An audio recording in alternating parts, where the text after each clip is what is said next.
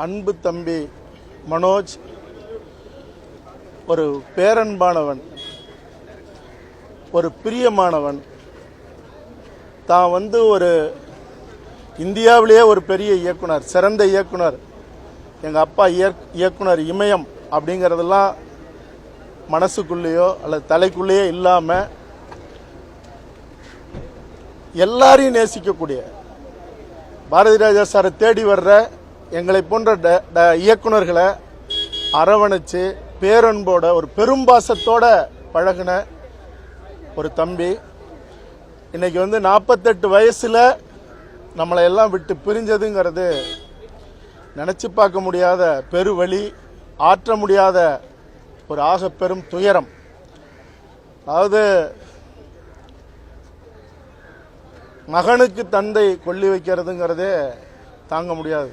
அதாவது தந்தைக்கு மகன் வைக்கிறது, ஆனால் மகனுக்கு தந்தை இறுதிச் சடங்கு செய்யறதுங்கிறது அதை செய்கிறவங்க மட்டும் இல்லை, பார்க்குறவங்களாலையும் தாங்கிக்க முடியாது.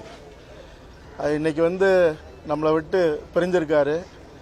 ஒரே ஒரு விடயம் என்னன்னா, இது ஒரு வகையான பாடமாக, உச்ச நட்சத்திரமாக இருந்தாலும், படைப்பாளியாக இருந்தாலும், இயக்குனராக இருந்தாலும் இதில் ஒரு பாடம் இருக்கு. என்னன்னா, ஒரு பிஸியா இருக்கிற ஒரு டைரக்டர் தன் பிள்ளைகளை பார்த்துக்கணும். அந்த அன்பும் அரவணைப்பும் சில நேரத்தில் கிடைக்காம போகும்போது, கவனிப்பு தவறும் போது நிறைய சிக்கல்களை இந்த சமூகம் எதிர்கொள்ளுது, திரையுலகம் எதிர்கொள்ளுது. ஆனாலும் தன் பிள்ளைய ஒரு நடிகனாக, ஒரு இயக்குனராக மாற்றுவதற்காக எத்தனையோ பேர், மதுரையில் வளையல் வித்த பாண்டியனெல்லாம் ஒரு பெரும் நாயகனாக்கினார். ஆனால் தன் பிள்ளையை கொண்டு வரதுக்கு அவர் பட்ட பாடும், அவர் அதில் வெற்றி அடையில மனோஜுங்கிறதுக்காக அவர் அடைஞ்ச கவலையுங்கிறது நாங்கள்லாம் அருகில் இருந்தே பார்த்ததுங்கிறது அதுவும் ஒரு பெரும் வழி. அப்படிப்பட்ட நிலையில் இன்னைக்கு தன் உயிருக்கு உயிரான ஒற்றை ஆண் பிள்ளை இன்னைக்கு இல்லாத நிலையில அவர் உடைஞ்சு அவருடைய அந்த மனசிதைவோடு அவரை பார்க்கிற அந்த நிலைங்கிறது, இன்னைக்கு எங்க அப்பா இல்லை, எங்க மேலெல்லாம் ஒரு தகப்பனாக பாசம் காட்டினவர், பாசாங்க இல்லாத ஒரு பாசம் காட்டினவர் பாரதி ராஜா அவர்கள்.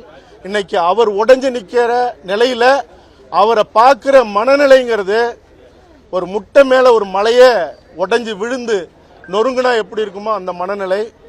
ஆக என்னுடைய பேரன்பான தம்பி மனோஜுக்கும், எங்களுடைய இயக்குனர் பாரதி ராஜா அவர்களுக்கும் எல்லாருக்கும் என்னுடைய ஆறுதலும் என்னுடைய கண்ணீர் அஞ்சலியும்.